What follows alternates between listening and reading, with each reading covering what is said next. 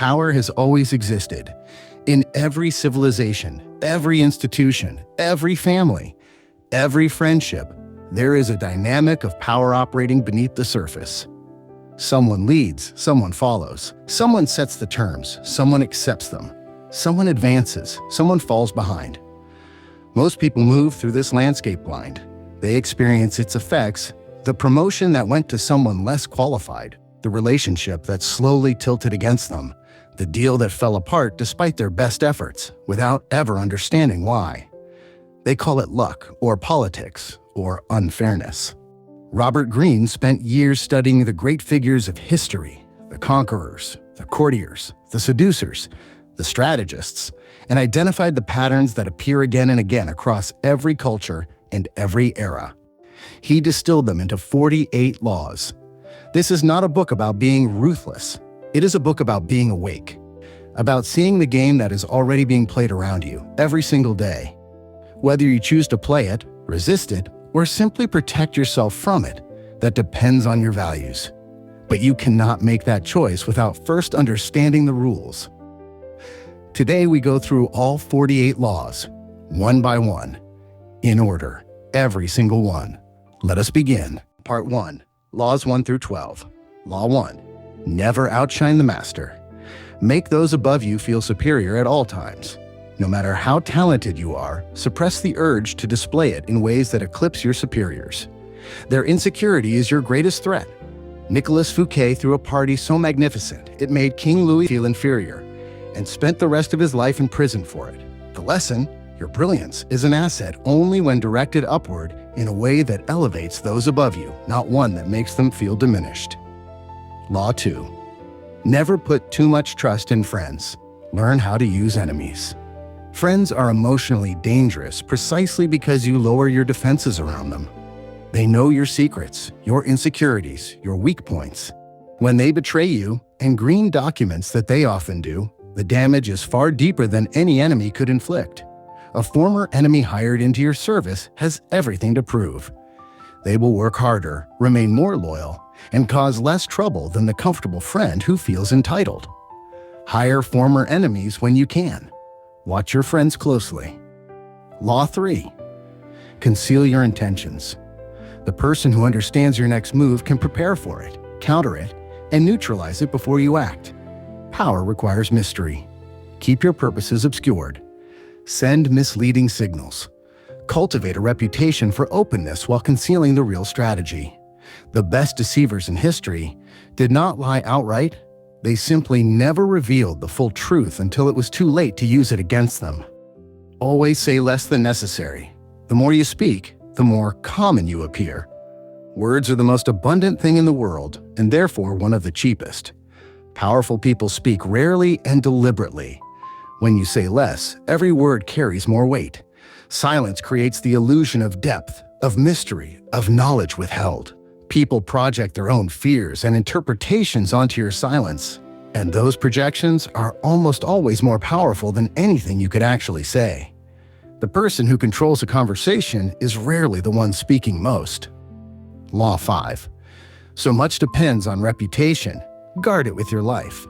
Reputation precedes you into every room. It wins battles before they begin, closes doors before you knock, and shapes how every interaction unfolds. The Chinese general Zhu Zhiliang faced an army of 150,000 with only a handful of soldiers and saved his city purely through the power of his reputation for cunning. Reputation is the most valuable and the most fragile asset you possess. Build it methodically, protect it obsessively, and learn to use it as a weapon. The person with a feared reputation does not need to act. They merely need to be present. Law 6. Court attention at all costs. In a crowded world, invisibility is a form of poverty. Everything is judged by its appearance, and what is not seen does not exist. P.T. Barnum understood this before the modern age. Controversy, spectacle, and provocative behavior all generate attention, and attention is the raw material of power and influence. The goal is not to be liked, it is to be noticed. Create a distinctive presence, manufacture mystery, do the unexpected. What you must never do is be ordinary, because ordinary is forgotten. Law 7. Get others to do the work for you, but always take the credit. Time and energy are finite. The powerful know how to leverage the work, intelligence, and creativity of others, absorbing their efforts while maintaining the appearance of sole authorship. This is not about theft for its own sake. It is about understanding that in the game of power, credit is the currency. The person who controls the narrative of who produced what will always accumulate more power than the person who merely does the work. Protect your contributions. Be conscious of who is building their reputation on your labor. Law 8. Make other people come to you. Use bait if necessary. When you force the other person to act, you are in control. When they make you come to them, the advantage is theirs. The powerful manipulate circumstances so that others are always moving toward them, geographically, emotionally, professionally. Create desire. Make yourself the prize. Dangle what people want most and let their need pull them forward. Napoleon mastered this on the battlefield, luring enemies into positions of his choosing rather than charging theirs. The person who controls position controls the outcome. Law 9. Win through your actions, never through argument. An argument won is rarely a mind changed. The person you have verbally defeated has only been silenced, nay, their conviction is intact, and their resentment is new. Demonstrate rather than debate. Prove rather than persuade. When your actions make the point so clearly that the other person has nothing left to say, you have not just won the moment, you have reshaped how they see you. Law 10. Avoid the unhappy and unlucky. Misery is contagious. Chronic complainers, perpetual victims, and emotionally volatile people do not just make your life difficult, they actively drain the energy and optimism that are the raw materials of achievement. Greene's analysis is not cruel, it is clinical. The emotional states of the people closest to you are not separate from your own. They bleed into your thinking, your decision-making, your willingness to take risks. Associate with the positive, the energetic, the fortunate. Proximity to success has a compounding effect just as proximity to failure does. Law 11. Learn to keep people dependent on you. Independence is power's greatest enemy. The more others can get along without you, the less power you hold. Create situations in which your unique knowledge, skills, or presence becomes indispensable. The advisor who holds the only key to a critical relationship. The employee who is the sole person who understands a critical system. The ally who controls access to a network no one else can reach. Make yourself necessary, not through desperation or clinginess, but through genuine, irreplaceable value that cannot easily be replaced or replicated. Law 12. Use selective honesty and generosity to disarm your victim. A single act of genuine honesty or unexpected generosity can lower a person's defenses so completely that everything else you do afterward passes without scrutiny. Con artists have known this forever. The most successful deceptions begin with a truth so obvious and freely given that the target drops their guard entirely. This is not a call to manipulation. It is a recognition that trust is currency, and that well-placed honesty spends further than habitual opacity. Disarm through openness, but choose when to be open with the same care you give to everything else. Law 13. When asking for help, appeal to self-interest, never to mercy. People respond to what benefits them. However much they may believe in altruism, the deepest and most reliable motivator of human behavior is self-interest. When you need something from someone, do not appeal to their kindness or their sense of duty. Show them clearly and concretely what they stand to gain. Frame every request in terms of the other person's advantage. The person who masters this speaks in the only language everyone truly understands. Law 14. Pose as a friend, work as a spy. Information is power's raw material. The person who knows what others are thinking, fearing, and planning holds an enormous advantage. In social settings, practice the art of gathering intelligence through apparent friendship. Ask questions that seem innocent, listen more than you speak, and pay attention to what people reveal when they are comfortable. The casual conversation, the unguarded remark, the offhand complaint, these reveal more than any formal meeting. Know your environment before you act in it. Law 15. Crush your enemy totally. A partially defeated enemy is more dangerous than a strong one. They have nothing to lose, a wound to nurse, and a reason to rebuild.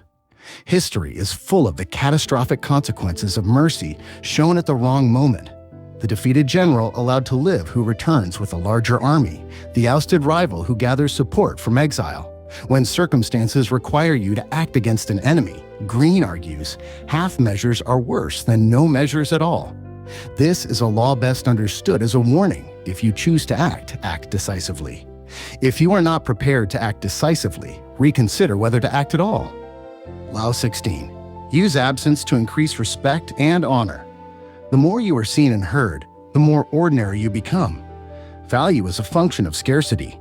The ancient judge Dionysus withdrew his services from his community, and within weeks, they declared him king simply to get him back. Create value through selective absence. Know when to withdraw. The person who is always available is taken for granted. The person whose presence must be earned is treasured. Disappear occasionally and let the world remember what it is like without you. Law 17. Keep others in suspended terror. Cultivate an air of unpredictability. Predictability is a weakness. When people can anticipate your behavior, they can prepare for it, work around it, and ultimately control you through it. Introduce deliberate unpredictability into your patterns. Change your routines. Respond in unexpected ways. Act inconsistently enough that people can never quite be sure what you will do next. This creates a background anxiety that keeps the balance of power subtly in your favor. Bobby Fischer weaponized his unpredictability as thoroughly as his chess technique, and it won him as many games as his moves on the board. Law 18. Do not build fortresses to protect yourself. Isolation is dangerous. The instinct to retreat when threatened is understandable and almost always wrong. Power requires circulation, the flow of information, connection, and relationship. Leaders who isolate themselves from their people, their advisors, their rivals, lose touch with reality and become dangerously vulnerable to threats they can no longer see. The fortress that protects from outside enemies creates its own enemy within: paranoia, disconnection, and the slow erosion of the awareness that makes intelligent action possible. Law 19. Know who you're dealing with. Do not offend the wrong person. People are not interchangeable. The same action that leaves one person indifferent will drive another to a lifelong vendetta. Before acting, invest time in understanding who you are dealing with. What is their history? What are their vulnerabilities? What do they value most? The powerful person studies people the way a chess player studies the board, not just the current position, but the patterns of how each piece moves. Mistaking a fragile ego for a robust one, or a vindictive nature for a forgiving one, can cost everything. Lab 20. Do not commit to anyone. The moment you commit fully to one side, one person, or one position, you lose your ability to maneuver. You become predictable, obligated, and vulnerable. The powerful maintain their independence by never fully committing in, always keeping options open, always remaining just slightly out of reach. This does not mean being dishonest. It means understanding that your greatest source of leverage is the perception that you could go elsewhere, choose differently, align with someone else. The moment that perception disappears, so does your power. Law 21. Play a sucker to catch a sucker. Seem dumber than your mark. Appearing less intelligent or capable than you are disarms people in a way that no amount of obvious cunning can. The person who underestimates you lowers their guard, makes sloppy decisions, and reveals far more than they would to someone they respected as an equal. Some of history's most formidable operators cultivated reputations for bumbling mediocrity and used that cover to outmaneuver those who dismissed them. Intelligence, strategically concealed, is a weapon. Intelligence on display is often just a target. Law 22. Use the surrender tactic. Transform weakness into power. When you are weaker, fighting is suicidal. Surrender instead, but make it a surrender on your own terms, preserving your dignity and buying time. The apparent submission that conceals a long-term strategy is not defeat. It is patience in disguise. Many of history's great comebacks began with a tactical retreat that the opponent mistook for permanent capitulation. Do not let pride push you into a battle you cannot win. The person who survives always has more options than the person who goes down with the flag flying. Law 23. Concentrate your forces. Power dispersed is power diluted. The person who pursues 10 goals has a tenth of the force available to the person who pursues one. The greatest military victories in history were almost always the result of concentrated force applied to a single decisive point, not a broad, even assault across the entire front. Find your most powerful source of energy, skill, or influence and focus everything on it. Intensity of focus beats breadth of effort in nearly every domain. Know where your leverage is greatest and apply your full weight there. Law 24. Play the perfect courtier. The courtier, the person who navigates powerful institutions and powerful people with grace, tact, and strategic intelligence, is one of the oldest and most durable archetypes in human history. Greene distills the art of the courtier into a set of timeless principles. Adapt your behavior to every situation. Control your emotions absolutely in public. Flatter with subtlety rather than obvious sycophancy. Observe more than you speak, and always make those above you feel secure in their position. The courtier does not grovel. They operate with dignity, but they understand the landscape they are moving through. Law 25. Recreate yourself. The identity assigned to you by birth, circumstance, and other people's expectations is a prison only if you accept it. The great self-creators of history, from Julius Caesar to Madonna, understood that persona is an act of will, not fate. Forge a new identity deliberately. Choose the qualities you want to project. Build a mythology around yourself. Become the author of your own legend rather than a character in someone else's story. The person who controls their own image controls a great deal of how the world responds to them. Law 26. Keep your hands clean. Power requires the appearance of clean hands. The moves that need to be made, the uncomfortable decisions, the manipulations, the retreats from stated positions should never be traced back to you directly. Use intermediaries. Create scapegoats when necessary. Maintain the moral high ground as a public persona, even when the private reality is more complicated. The leader who is seen to have clean hands is trusted. The leader seen to be personally soiled loses credibility that no future action can restore.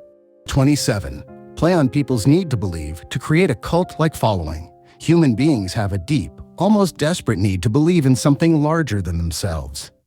Keep your words vague but rich with promise. Speak in the language of transformation, possibility, and destiny. Ask for sacrifice and commitment. It deepens people's investment in what you represent. The great demagogues, charismatic leaders, and cult figures of history all understood this mechanism with disturbing precision. This law is a warning as much as a strategy.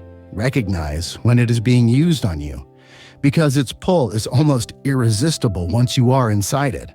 Law 28. Enter action with boldness. Timidity is contagious, and so is boldness. The person who acts with complete conviction and visible confidence creates its own reality. Others follow, obstacles part, and the bold action that seemed reckless in planning looks like genius in execution. Half-heartedness is the worst of all strategies. It combines the costs of action with the lack of commitment that makes success unlikely. If you are going to act, act completely. Pour yourself into it. The world responds differently to total commitment than it does to cautious half measures. Law 29. Plan all the way to the end. Most people plan to the middle. They know how they want to start and vaguely imagine a favorable outcome. But the territory in between is wishful thinking. The great strategists of history planned backwards from the desired end, accounting for every obstacle, every possible countermove, every reversal of fortune. Themistocles had already won the Battle of Salamis years before it was fought. The fighting itself was just the last step in a plan that had been running for a decade. When you cannot see the end clearly, you are not yet ready to begin. 30. Make your accomplishments seem effortless. Conceal the effort behind the achievement. When people see how hard you worked, they see the limitations, the struggle, the uncertainty, the near failures. When they see only the result, they see mastery. The great performers, artists, and leaders throughout history understood that visible effort diminishes the impact of achievement. Practice relentlessly in private. Perform with apparent ease in public. Let the grace of the result speak, and say nothing about the cost. 31. Control the options, Get others to play with the cards you deal. True control does not look like control. The most sophisticated manipulation is the kind that makes the other person feel they are making a free choice, when in fact every option available to them has been designed by you. Offer choices, but make sure every choice leads somewhere you have already decided. The person who controls the menu controls the meal, regardless of what the diner believes they are choosing freely. Frame options to make the one you prefer seem obviously correct. Present alternatives that make your preferred outcome look like the only reasonable path. Law 32. Play to people's fantasies. The world is a harsh and disappointing place for most people. The person who can offer an escape, even temporarily, from that reality holds enormous power. Fantasy is more powerful than truth, more motivating than fact, more durable than reason. The great seducers, salespeople, and leaders of history did not sell products or policies. They sold visions, images of what life could be, should be, might become. Speak to the fantasy first. Reality can follow, but only once the fantasy has opened the door. Discover each man's thumbscrew. Everyone has a weakness, an emotional need so strong that it overrides rational thinking. The need for validation, for love, for recognition, for the relief of a deep insecurity. Find it. The person who appears coldest and most controlled often conceals the most desperate emotional hunger. Once you know what someone needs most, you hold a lever that can move them in almost any direction. This law also applies to yourself. Know your own thumbscrew, the thing that makes you irrational, predictable, and easy to manipulate, because others are already looking for it. Law 34. Be royal in your own fashion. Act like a king to be treated like one. Self-worth communicates itself in every gesture, every word, every micro-expression. The person who apologizes constantly, accepts poor treatment, and negotiates against themselves before the other party even makes their offer is telling the world exactly how to treat them, and the world is listening. Carry yourself as though you already occupy the position you aspire to. Ask for what you deserve without the qualifier. Expect good treatment, and you will receive it far more often than you expect. Christopher Columbus convinced the Spanish monarchy to fund his voyage not through irrefutable argument, but through the sheer force of his self-belief. 35. Master the art of timing. Every situation contains a moment when action is most effective, and a moment before and after when the same action will fail. The person who masters timing acts neither too early nor too late, but at the precise moment when circumstances are most favorable. This requires patience, sometimes enormous patience, and the willingness to wait when every instinct is screaming to move. Joseph spent years in an Egyptian prison before his moment arrived. He did not waste those years. He prepared. And when the moment came, he was ready in a way that no impatient person could have been. Law 36. Disdain things you cannot have. Ignoring them is the best revenge. Desire is vulnerability. The moment you visibly want something beyond your reach, the person who controls that thing has power over you. Demonstrate indifference, genuine or performed, and the dynamic reverses instantly. What you cannot have, treat as beneath your interest. What you cannot reach, dismiss as unworthy of your attention. This is not bitterness or denial. It is the strategic management of appetite. The person who wants nothing is genuinely free. The person who appears to want nothing is strategically formidable. Law 37. Create compelling spectacles. The eye is more persuasive than the ear. Striking imagery, grand symbolic gestures, and theatrical events bypass rational analysis and create emotional conviction that words alone cannot produce. The great rulers of history understood this instinctively.